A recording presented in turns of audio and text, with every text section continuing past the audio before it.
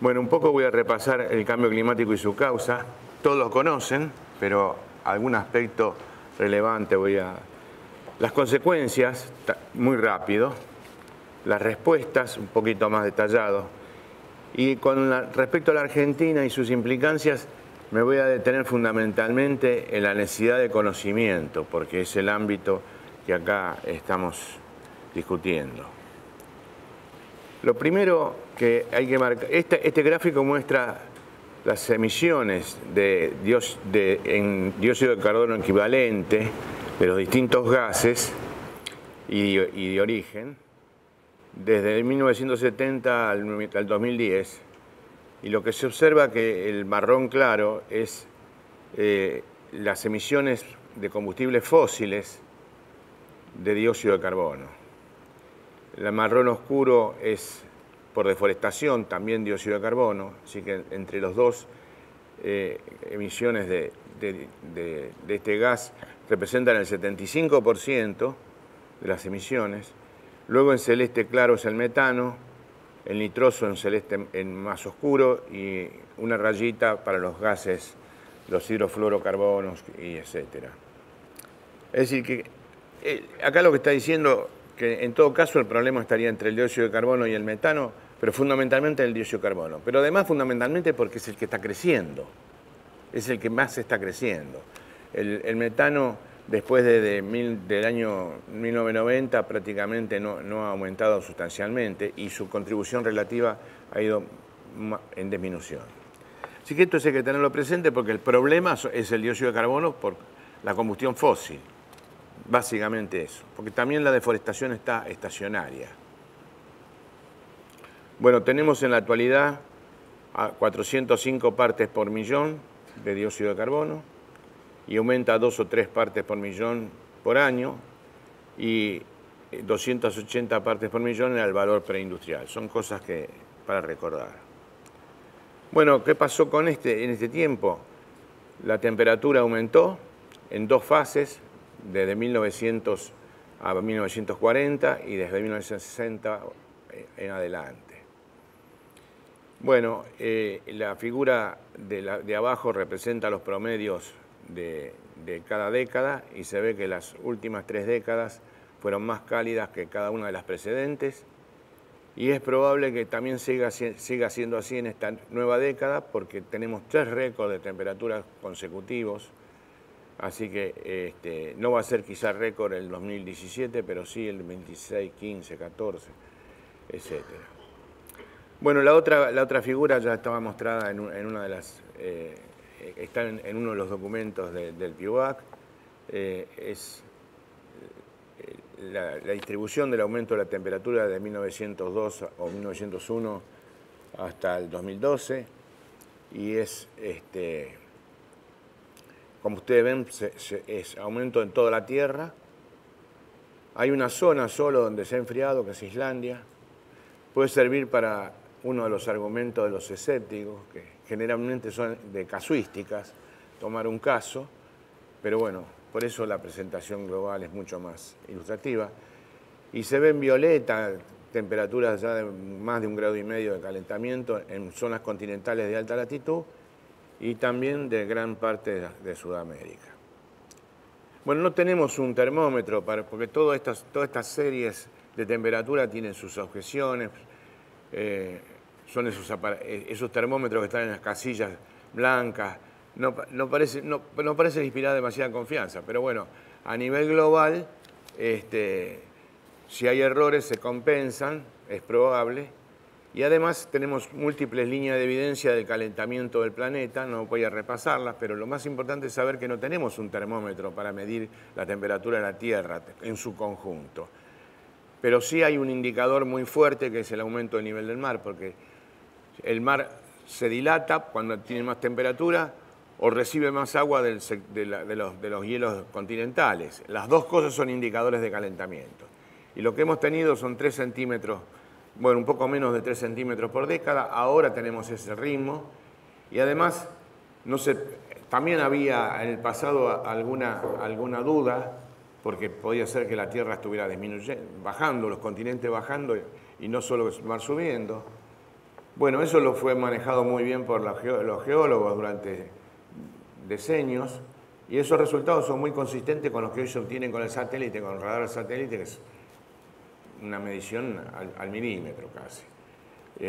Así que bueno, esa es la situación. El calentamiento es inequívoco según las palabras del IPCC. Bueno, futuro, simplemente decir que actualmente lo que se ha hecho es postular ciertos escenarios, es decir, cuando uno no sabe qué va a pasar con el futuro, hace escenarios, es decir, lo que conocemos del sistema nos permite saber qué puede llegar a pasar si conozco los forzantes principales. Y el forzante principal en este caso son las concentraciones de gases de efecto invernadero que obedecen a las emisiones. No todas las emisiones quedan en la atmósfera, 50% sí, y tenemos 4 escenarios que se corresponden con 4 posibilidades de emisiones de los gases de efecto invernadero. El más benigno, 2,6. Esto significa que en el año 2100 el forzamiento radiactivo adicional al que tendría la Tierra por el calentamiento por el Sol sería de 2,6 Watt por metro cuadrado. Y el peor de todos, que sería ese sería un escenario de buena conducta, es decir, que la humanidad toma en serio el tema y después de un aumento más o menos hasta el 2030 o 2040 las concentraciones tenderían a bajar y el forzamiento radiactivo en consecuencia. Y el otro más preocupante, que es el más extremo, 8,5, sería el que se debe a la falta de acción humana y las tendencias serían, no que se seguiría con las mismas emisiones, sino con las mismas tendencias de crecimiento de las emisiones. Bueno, los modelos permiten sacar conclusiones y simulan muy bien las características globales del clima, porque no solo reproducen el clima actual, sino las principales tendencias a nivel global de los últimos, digamos, 100 años. Así que tenemos bastante confianza en esos modelos para predecir el futuro o para proyectar el futuro. Pero no son muy buenos a nivel regional y esa es una limitante importante que hay que tener en cuenta a la hora de hablar y de tomar decisiones sobre adaptación. Bueno, este gráfico lo que pretende mostrar es, primero comparar, el de arriba es el calentamiento observado en lo que va en el siglo 1901-2010, creo, no veo muy bien acá. El de abajo con el mismo tono es lo que pasaría en el escenario 2,6, es decir, de acá al 2100 posiblemente haya un calentamiento un poco mayor que el que ya tuvimos, pero no mucho mayor. Y el otro, que son colores violetas y rojos, que, bueno, los violetas son arriba de 8 grados. Este gráfico trató de simplificar las cosas. En las zonas de latitudes altas del hemisferio norte llega a haber proyecciones de 12 grados en el escenario 8,5. Y en general vemos que las zonas continentales sufren calentamientos importantísimos, que, bueno, estaríamos en el horno. No nosotros, porque va a ser en el 2100. Bueno, pero vuelvo atrás. Ahí hay en la figura del medio están las proyecciones con el escenario 2.6 y el 8,5. Y hay una banda que está en blanco y no es por casualidad, está marcada. Es un periodo donde recién allí se empiezan a separar los escenarios. Y eso tiene implicancia, lo que quiere decir que en los próximos 25 años no va a haber grandes diferencias en el clima a nivel global, porque no importa lo que hagamos, el clima ya está jugado por las emisiones pasadas. Y eso tiene implicancias políticas, porque al ser el cambio climático inevitable y en el corto plazo, primero tendríamos que poner ya mucho más acento en la adaptación, esa es una primera consecuencia, y la otra es que es un tema que no ayuda, porque si en el corto plazo las cosas van a ser parecidas o iguales, no moviliza la opinión pública o no moviliza a los sectores políticos para la toma de decisiones. Es uno de los problemas que tenemos. Esto es una enfermedad cuyos síntomas se van a hacer evidentes cuando ya sea demasiado tarde. Esta es la realidad. Bueno, brevemente los impactos del cambio climático. El primer problema que yo veo es la extinción masiva de de especies y ecosistemas, porque entre otras cosas es un proceso irreversible. La crisis del agua va a afectar probablemente a 2.000 millones de personas que hoy tienen ya problemas de suministro. Básicamente las zonas afectadas serían Centroamérica, México, suroeste de Estados Unidos, el Mediterráneo, hasta ahora estuve hablando más o menos, y después desde el este de África hasta casi China, una banda del subtropical. Bueno, directa o indirectamente en esa zona viven más o menos 2.000 millones de personas que serían afectadas en forma indirecta, quizás la mayoría. El otro problema es el que ya estamos padeciendo, la mayor frecuencia de eventos extremos, en particular en Argentina. El aumento del nivel del mar. Bueno, el aumento del nivel del mar va a afectar, la pérdida de territorio va a ser relativamente pequeño en este siglo. Pocos países van a sufrir seriamente inundación de su territorio en forma sustancial. Inglaterra, quizá, Holanda y bueno, Bangladesh. Pero lo que sí, al aumentar el nivel del mar, las tormentas que inundan a las zonas costeras, como es el caso de las suscitadas acá, se montan sobre un nivel mayor y eso hace que alcancen más territorio con más nivel. Y se estima que en este caso se va a triplicar la población en riesgo de más o menos 40 millones a 120 millones de personas. Bueno, la propagación de vectores y enfermedades es otro problema que al hacerse más tropical el ambiente, tanto los vectores como los patógenos que están adaptados al clima tropical se van expandiendo. De hecho, estamos sufriendo en Argentina el problema del dengue y la fiebre amarilla. En general va a haber mayores impactos en los países en desarrollo porque tienen menos capacidades de todo tipo, menos recursos financieros, que es claro, se entiende fácilmente, no tienen el conocimiento muchas veces, y cuando lo tienen no está bien articulado con el sector público. Eso lo hemos visto con bastante frecuencia en América Latina, donde existe el conocimiento en fronteras adentro y no siempre ha sido utilizado como corresponde. Y finalmente el aumento de la conflictividad, de la cual ya tenemos un ejemplo, dos ejemplos, ¿no? Uno, la crisis humanitaria de Darfur, que no voy a hablar porque no tengo tiempo, que fue originada en una prolongada sequía o declinación de la precipitación en toda la región del noreste de África. Y además lo que está pasando con la inmigración a Europa, en parte puede ser debido también a regiones donde ha habido problemas de clima en África. Bueno, además de todo esto tendríamos cambios repentinos y cambios irreversibles. Los dos se agrava más cuando las dos cosas ocurren y hay una cierta inquietud sobre el nivel de 2 grados que se supone que se va a adquirir, donde se podrían producir cambios irreversibles. Bueno, algunas conclusiones de este rápido paneo. Para hablar de todos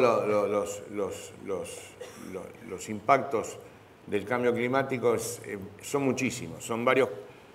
Prácticamente son el grupo 2 del IPCC se dedicó a ese tema y 2.000, 3.000 páginas es la revisión de la literatura de los últimos, de 2007 al 2014. Así que se buscó una forma de presentar esto en forma sintética y lo que se ve ahí son dos termómetros, uno donde el cero está en la actualidad y otro donde el cero está en la temperatura del periodo preindustrial. Periodo preindustrial que se sitúa hipotéticamente en 1750, cuando no teníamos datos suficientes para tener una idea, pero se supone que entre 1750 y la segunda mitad del siglo XIX no hubo grandes cambios. Entonces, en realidad, la temperatura y muchas de las cosas, cuando se habla de periodo preindustrial, se está hablando de 1850 a 1900, que ya era industrial. Pero bueno, son las cosas que suceden. Bueno, ahí hay 5 bloques que representan riesgos. Los colores del riesgo, del aumento del riesgo por el cambio climático están en la barra de abajo, ausente, moderado y después alto y muy alto. Muy alto es el violeta. Y el primer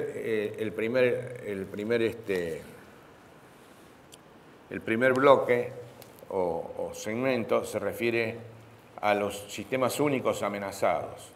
Sistemas únicos que pueden ser, bueno, por ejemplo, el Polo Norte, o los humedales, cualquiera, porque son aislados, o los sistemas alpinos, en fin, una serie de... Y allí la línea ya del cero actual estaría entrando en la zona de un aumento del riesgo. El segundo bloque se refiere a los fenómenos extremos, particularmente olas de calor, huracanes y lluvias intensas, particularmente inundaciones. Allí la línea está en el borde,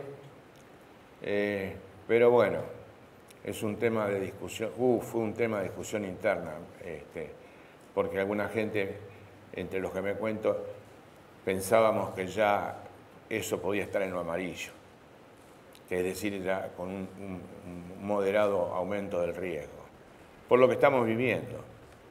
El problema es que los fenómenos extremos que se están dando, es difícil asignarle atribución al cambio climático. Hay un aumento de la frecuencia de los eventos extremos, pero todavía falta demostrar que eso, con todas las letras, la probabilidad es muy grande, pero no está demostrado que sea por el aumento de los gases de efecto invernadero. Bueno, no sé ahora los otros 3 bloques, uno se refiere a la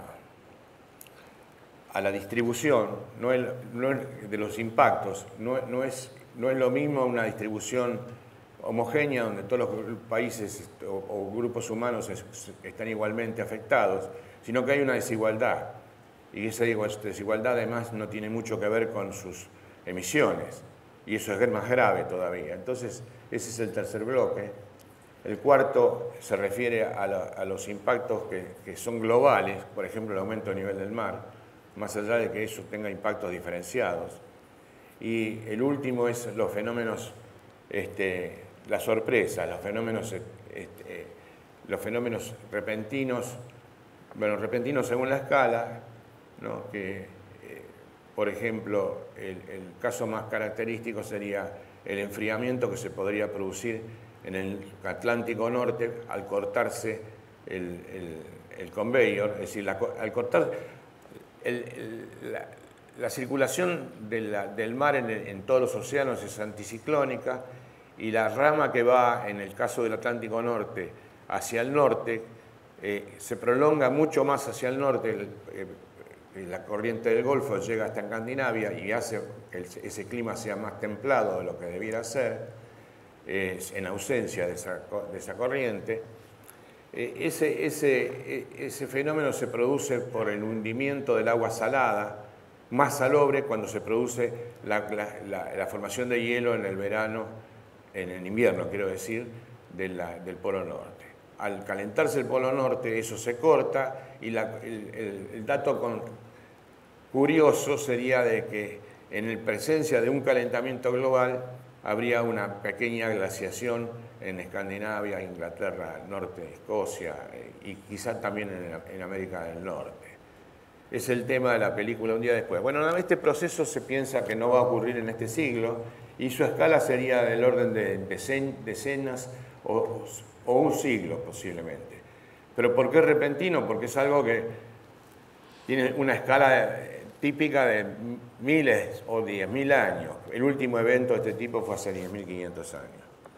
Bueno, así que estos son el resumen y el estado de situación en que nos encontramos, donde vemos que con 4 grados, bueno, la figura al lado vuelve sobre las proyecciones de la temperatura, la celeste es el 2,6, la otra es 4 grados, y la de 2,6 se ve que los 2 grados por encima de la temperatura del periodo preindustrial casi no sería alcanzada, porque la sombra muestra la distribución de probabilidad de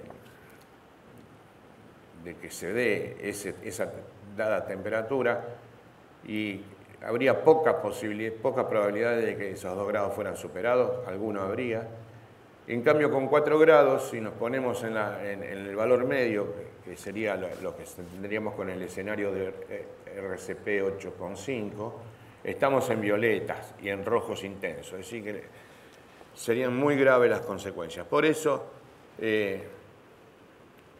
y ya desde la creación en 1992 de la Convención del Clima, en el artículo 2, se dijo que uno de los objetivos de la Convención era evitar un cambio climático, evitar emisiones que generen un cambio climático peligroso.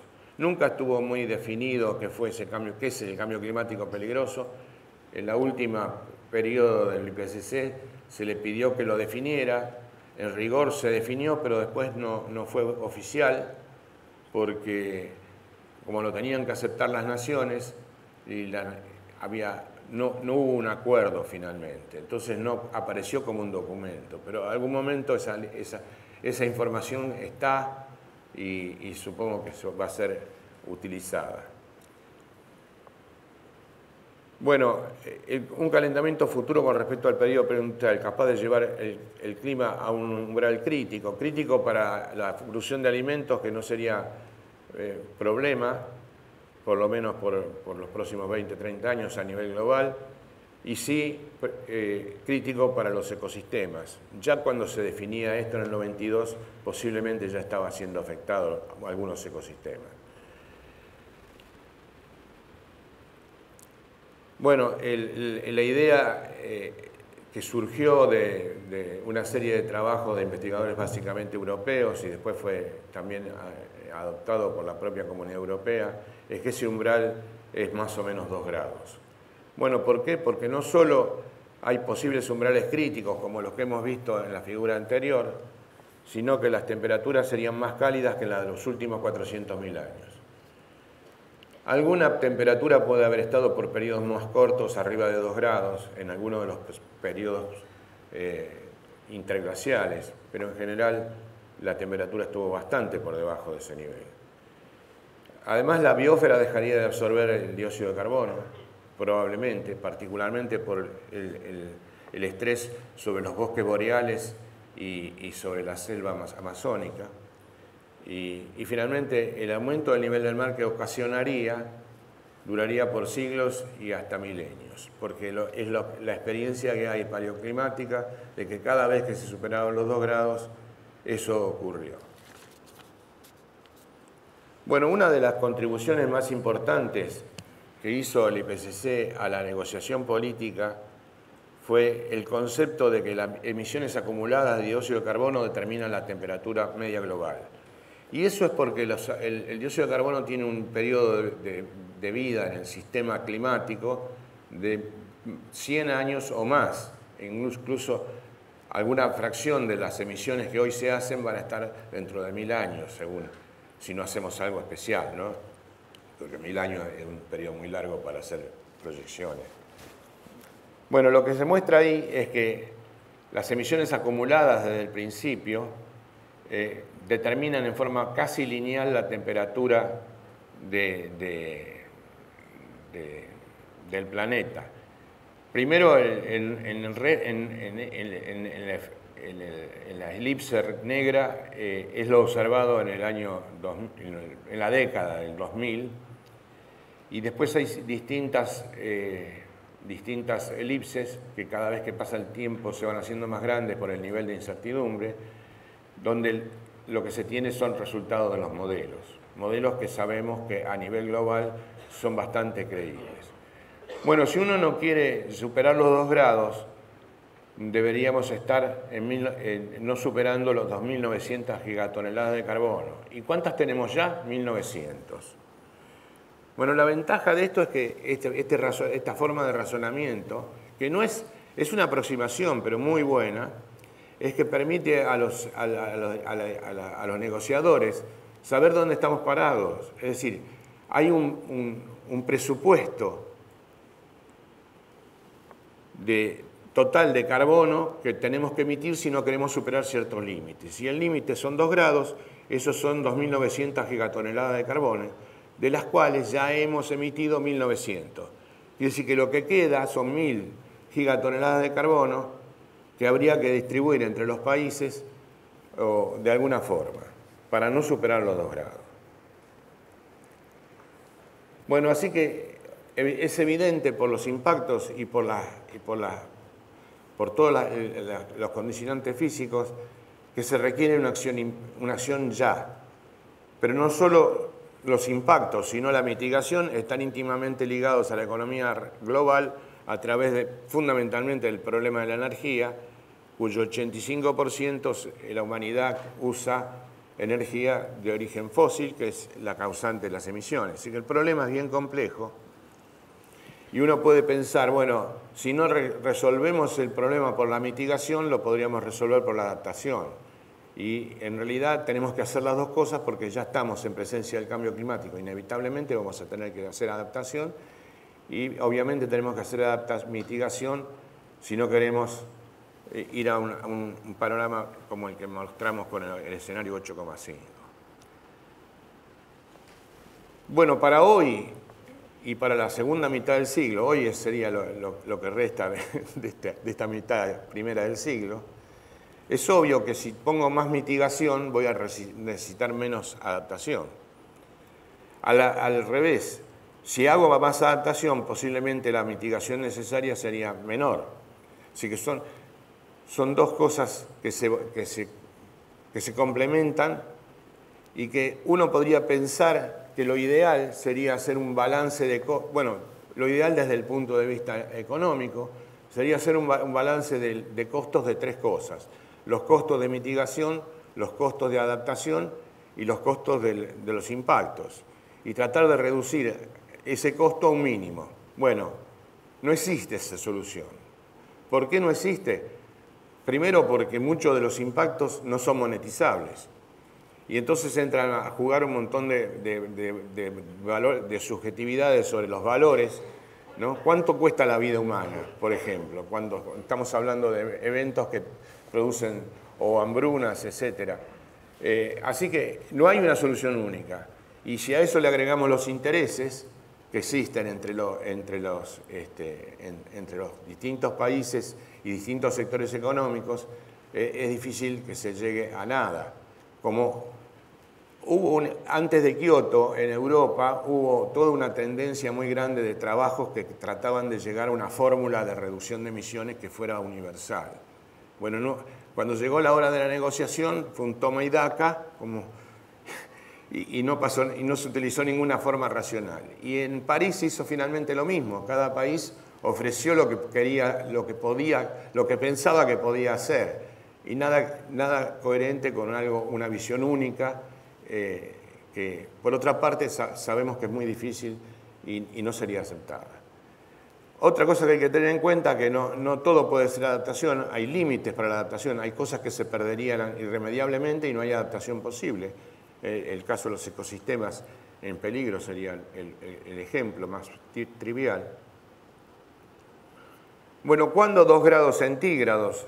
Ya que es la meta que estamos preocupados de no superar.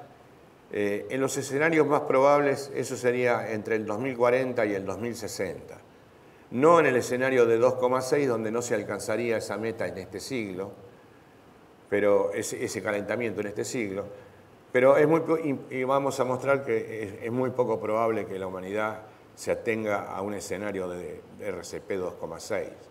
2,6 es más o menos lo que hoy tenemos ya de forzamiento radiativo debido a los gases de efecto invernadero.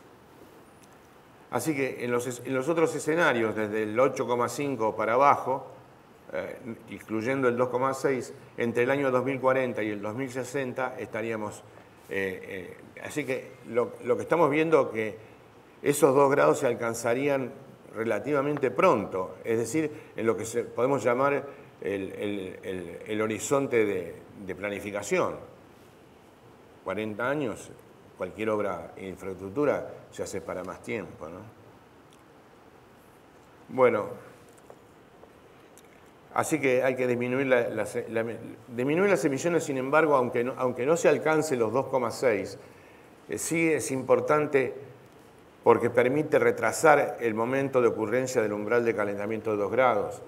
Y ese atraso es importante porque supongamos que haya una gran, como mucha gente piensa, un gran salto tecnológico en los próximos decenios. No está mal que la cosa se patee para adelante, no es lo mejor, pero podría haber luego soluciones como la captura del dióxido de carbono en la atmósfera, etcétera, etcétera, a partir de energía muy barata que podría haber en el futuro. Bueno, ahora esto que voy a presentar es quiénes son los responsables de las emisiones. Un problema está hecho para 3 años, 70, 90, 2010. De paso aviso que este es otro documento que el IPCC no pudo presentar en su resumen para los decisores políticos por los desacuerdos de las naciones. En este caso, los países petroleros y los países, curiosamente, las islas, formaron una alianza y se opusieron tremendamente. Está de todas formas en el capítulo correspondiente del grupo 3. Bien, ¿qué es lo que hay ahí? El argumento fue que esta era la clasificación de las naciones hecha por el Banco Mundial. Países con ingreso alto, los países desarrollados o los países que son hoy forman parte del anexo 1 de la Convención, los países de ingreso medio alto, entre los que estaríamos nosotros, de ingreso medio bajo, ingreso bajo. Los colores son las distintas sectores de emisión y no vamos a entrar en eso porque no es lo sustancial que quiero resaltar acá. Bueno, en el año 70, los países de ingreso medio alto, es decir, los países que hoy se llaman emergentes, tenían 5.961 gigatoneladas de carbón por año de emisión en su conjunto, mientras los países de ingreso alto tenían 14.460. Bueno, es casi entre el doble y el triple de emisiones de los ingresos altos con respecto a los emergentes. Si miramos el 2010, están igualados. Si es un dato de la realidad. Y si sumamos las emisiones de los países emergentes a los de ingreso medio alto y los de ingresos bajos, hoy son las 2/3 de las emisiones globales del planeta. Está bien que son nada más que las 3/4 partes de la población, así que las emisiones por habitante de 1/4 de la población, que es la población de ingreso alto, es muy, muy importante. Bueno, pero es la realidad. Los primeros responsables del cambio climático, posiblemente de lo que ya estamos viviendo, fueron los países desarrollados que emitían muchísimo más que los países en desarrollo hace 50 o 70 o 100 años atrás. Hoy es distinto. Hoy la mayor parte de las emisiones las hacen los países en desarrollo. Y ese es un problema. Porque, ¿por qué pasa eso? El por qué se puede ver en este gráfico, donde está graficado en la horizontal, en la abscisa, el Producto Bruto Interno per cápita de las regiones. Y en la vertical está la energía primaria necesaria, utilizada por estas regiones, y lo que se ve es que, y hay algunas fechas ahí, y son 4. El celeste corresponde a los países de la OCDE, es decir, a los países básicamente, con alguna pequeña diferencia, son los países desarrollados los que del anexo 1 de la Convención. ¿Y qué se ve? Que desde 1970 hasta el 2010, su crecimiento económico fue importante, pasaron de $18.000 por habitante a casi 35, 40, pero su consumo de energía fue básicamente el mismo. Es decir, pudieron crecer sin mayor demanda de energía. Y eso es porque cuando la economía llega a un cierto nivel, lo que crecen son los servicios, y muchos de los servicios, salud, educación, informática, finanzas, no son consumidores de energía. y por lo tanto no son emisores de dióxido de carbono. El rulo ese se refiere a los países del este de Europa, exsocialistas, donde sabemos que hubo un periodo de caos en la última parte de su organización socialista y comienzo capitalista, y después lo que se ve es que sigue más o menos también una línea donde con un leve aumento han aumentado su Producto Bruto Interno per cápita sin demasiada demanda de energía. Pero veamos el caso verde, que es Asia sin Japón. La energía creció una barbaridad, pasó de $500 en este gráfico a 5.000, pero seguramente ya está mucho más arriba, pero lo hizo con una demanda de energía lineal. Y lo mismo podemos decir de Sudamérica, que no tuvo tanto crecimiento, pero sí tuvo también esa linealidad. Entonces, ¿esto qué está indicando? Que los países en desarrollo no solo son los países que están emitiendo más y están creciendo sus emisiones,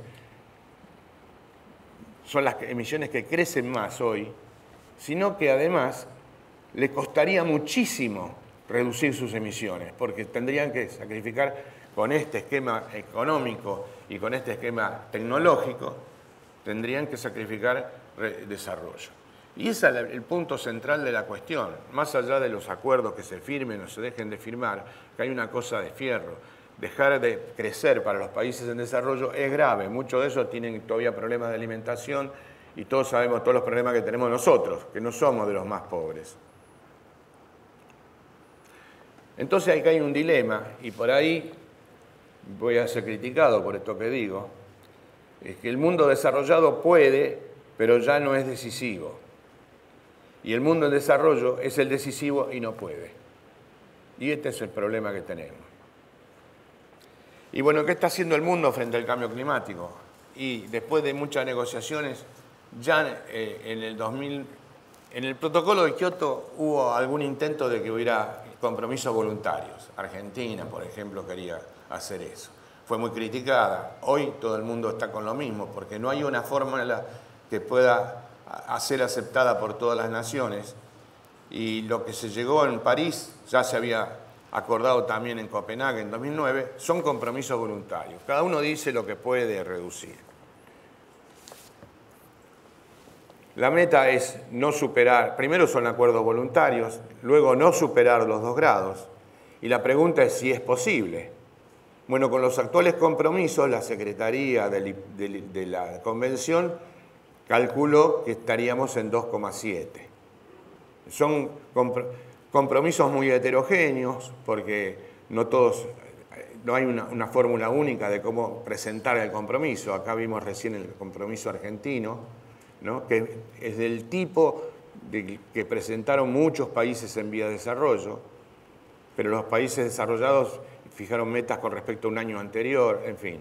Pero haciendo un ejercicio interpretando todo eso, la Secretaría de la Convención dice, bueno, con estos compromisos vamos a llegar a 2,7. Y hay literatura, probablemente alguna incluso más, pero hay literatura que en general dice que con estos compromisos llegaríamos hasta 3,5 grados. Bueno, como dijimos que era muy difícil llegar a una solución, eso se tradujo, que es muy difícil reducir emisiones para los países en desarrollo. Eso se tradujo en la forma en que los países en desarrollo han hecho las presentaciones, que no es reducir las emisiones, sino reducir la tendencia de crecimiento de las emisiones, suponiendo que supiéramos cuál es exactamente esa tendencia. Esa es una de las flexibilidades que se le perdonan a los países en desarrollo, dadas las circunstancias. Y la otra es la necesidad de financiamiento. El impacto relativo. Bueno, lo que conviene visualizar es qué puede hacer Donald Trump en contra del Acuerdo de París. El impacto relativo por el cronograma en las emisiones de Estados Unidos. Estados Unidos se comprometió a un 27% menos de reducción en el 2025 con respecto al 2005. Para eso tomó el año de máxima emisión, que fue el 2005, para facilitar que los números fueran todavía suficientemente impactantes. No lo hizo solo Estados Unidos, hasta nosotros y todos usamos siempre un periodo de conveniencia que es donde tenemos el máximo. Ahora, del 2005 hasta acá, y ya cuando Estados Unidos estaba asumiendo esa meta, parte de ese 27% ya estaba hecho. Es probable que hoy la mitad de esa meta ya está cumplida. Y es muy probable que también siga la reducción, porque no se trata solamente de voluntad política, sino que simplemente los países desarrollados requieren para su crecimiento cada vez menos energía. Y en el caso de Estados Unidos, la reducción ha sido muy importante por el descubrimiento de la tecnología, bueno, por la utilización de la tecnología de shale gas, que reemplazó al carbón en muchos casos por el gas. Y es probable que siga así porque es más barato, no por otro motivo. Donde quizás el daño... Bueno, por otra parte, no se puede retirar a Estados Unidos del Acuerdo de París porque no puede retirarse antes de que comience, y comenzaría en el año 2019, cuando Trump se está yendo, espero, ¿no? Pero sí sería grave por sus implicancias financieras, que es el eslabón más débil del acuerdo, porque también esto de decir, bueno, vamos a tratar de facilitar el financiamiento de los países en desarrollo todavía no está dicho exactamente cómo lo va a hacer, y Estados Unidos al no cooperar va a hacer peligrar esto en el sentido de que otros países pueden también seguir el ejemplo, y además los países en desarrollo, si no tienen financiamiento, van a tener menos compromiso. De hecho, los compromisos de muchos países, como la Argentina, están atados al financiamiento internacional, en parte. Bueno, las probables alternativas de lo que va a pasar en vista de que no llegamos a los 2 grados, de que, bueno, hay todas estas problemáticas, es que no sería extraño que el acuerdo, de hecho están los mecanismos para que el acuerdo se revise periódicamente, pero una alternativa probable, y en eso dependemos del clima. Sí, yo ya... bueno. Si me dicen un minuto antes, me hubieran dicho 10, hubiera sido más práctico. Bueno, la revisión del acuerdo del acuerdo ante el 2030, una posibilidad, la aceleración de la captura y secuestro de carbono por tecnología, pero lo que es más probable es que haya una enorme presión sobre los países emergentes. Y eso lo tenemos que tener en cuenta. Y bueno, por fortuna estamos avanzando. Bueno, no voy a detenerme en esto, porque ya lo vimos, lo mostró Moreno. Es muy probable que en el futuro cercano los mayores desafíos para la Argentina con respecto al cambio climático sean las obligaciones que surgen de la negociación internacional, estas que estamos hablando, y la adaptación a los mayores impactos que están ocurriendo, especialmente inundaciones y olas de calor, que son las cosas que estamos viendo que están ocurriendo. Y ante el cambio climático inevitable, es necesario desarrollar las bases del conocimiento necesario, observación e investigación. Y eso es lo que quiero hablar justamente acá. Bueno, voy a pasar porque me dieron un minuto, las complicaciones. La deforestación es una complicación. Han caído la deforestación, pero cayó porque el precio de la soja bajó en ese tiempo. Además de la ley, bueno, no vamos a desmerecer los méritos de las políticas públicas, pero también hay un problema. Bueno, tenemos, ahora hay una política de favorecer la producción agropecuaria, y eso va a poner más en peligro la deforestación, eso incluso con la mejora del transporte. Tenemos, sin embargo, grandes oportunidades en el biocombustible, en el gas por petróleo, por vaca muerta, en la energía hidráulica todavía tenemos reservas importantes, y la eólica y solar, que ya están iniciando su proceso importante, sobre todo porque la tecnología va a favor particularmente de la energía solar. Bueno, voy a pasar por alto todo esto.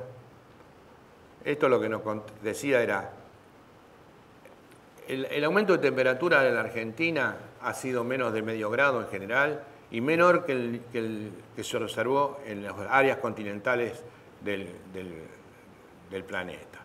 Y el futuro indica más o menos lo mismo. Se va a calentar más rápido en los próximos 30, 40 años, pero menos que a nivel global. Esta es la ola de calor 2013-2014, de la cual se han muerto 544 personas en la ciudad de Buenos Aires, que vivían en la ciudad de Buenos Aires, y por esa ola de calor, que fue 4 veces más que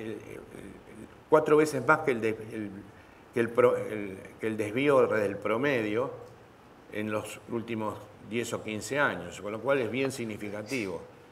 Y en toda la región hubo quizás 3.000 a 4.000 muertes. No lo sabemos porque faltan las estadísticas. No es que faltan, es difícil conseguirlas.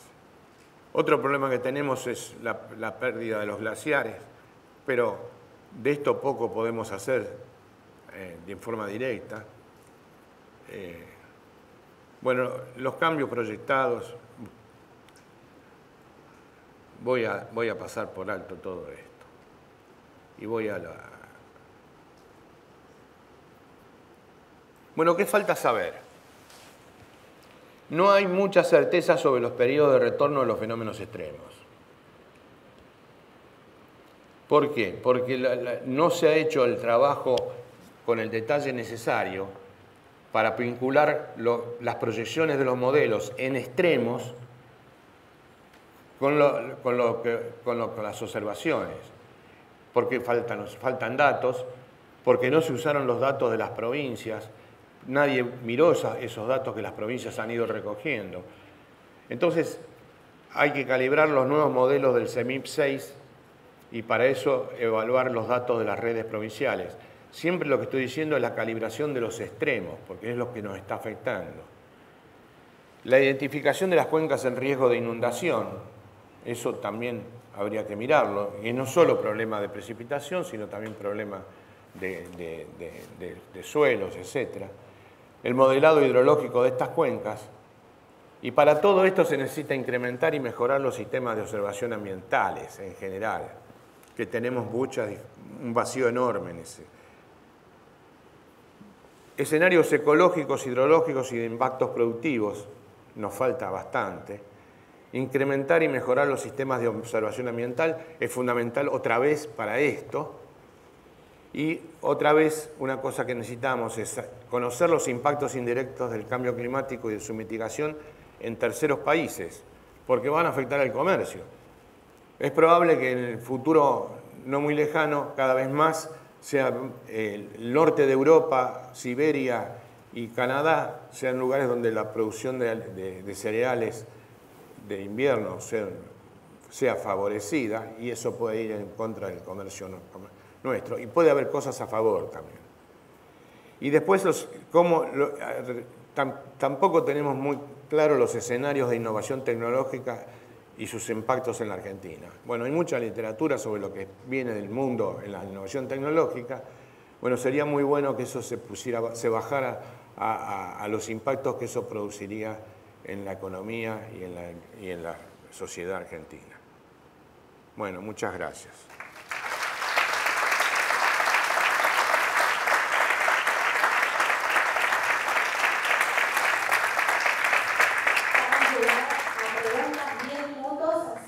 Bueno. Si alguien quiere hacer alguna pregunta.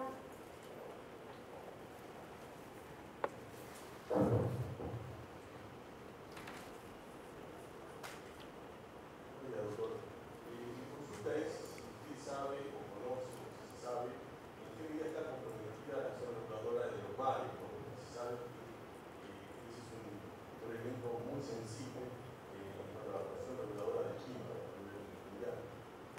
¿Me podés repetir en voz más alta? Porque yo tengo cierta dificultad auditiva. A ver si me escucha ahora. No, mi pregunta es, ¿en qué medida se sabe cómo está comprometida la acción reguladora de los mares? ¿La qué? La acción reguladora de los mares sobre el clima. Ah, la acción reguladora. Si hay un conocimiento cierto, ¿en qué medida puede ayudar a No, bueno, cambio climático? los modelos climáticos globales tienen una componente oceánica tiene una componente atmosférica y una componente en el hielo y en la biosfera, todo interactuando. Así que el conocimiento existe y el mar es un regulador de la temperatura. Ahora, lo que está en peligro en el mar, y quizás en un plazo más mediato que inmediato, es el problema de la acidificación de los océanos. Pero eso no va a afectar el clima, sino que va a tener afectación sobre la biosfera marina. Pero la regulación del mar no está en peligro, porque que yo sepa. Está bien. Gracias.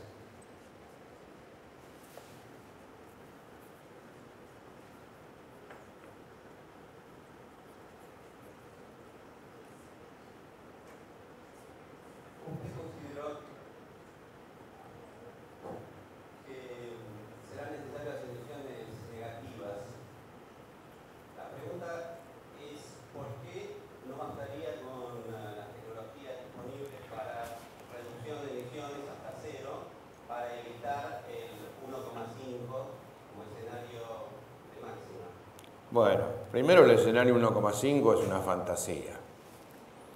La convención tenía que... En todo esto hay política y a veces hay que crear, por ejemplo, el protocolo de Kioto. El protocolo de Kioto estaba reduciendo el 5% de las emisiones para dentro de 10 años, es decir, fue en el 97 al 2007, 2008, 2012, cuando en ese momento ya las emisiones eran un 10% menos que en el año 90, debido al colapso de la Unión Soviética y eso. Así que se maquilló. Y algo del 2,5 es maquillaje, me parece a mí, porque el 1,5, porque evidentemente con estos compromisos que ya son difíciles de cumplir para muchos países, estamos en 2,7, entonces hablar de 1,5.